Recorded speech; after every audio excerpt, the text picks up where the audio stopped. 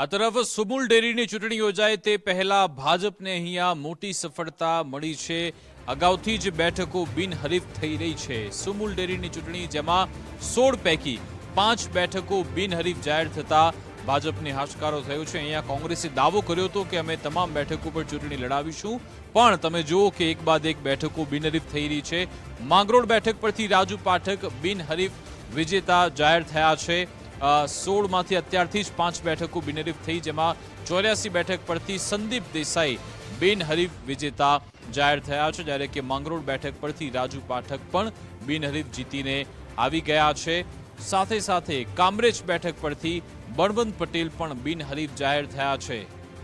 આ તરફ વાલોડ બેઠક પર ભાજપ સામે જ ભાજપનો જંગ પણ છે, એટલે કે અહીંયા પણ રસાકસી થોડી જોવા મળશે, પરંતુ અગાઉથી જ કેટલીક બેઠકો બિનહરીફથી નરેશ પટેલ, રાજુ આહિરે પણ અહીંયા ઉમેદવારી નોંધાવી છે।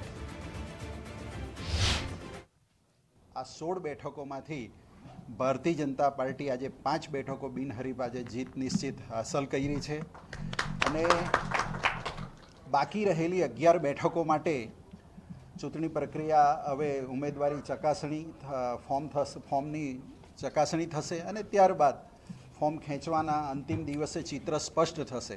જેણે પણ મેન્ડેટ વિરુદ્ધ ઉમેદવારી કરી છે એની સામે આગામી દિવસોમાં જે કોઈ ભારતીય જનતા પાર્ટીના પૂર્વ હોદ્દેદારો હતા એને સમજાવટથી કામ લેવામાં આવશે।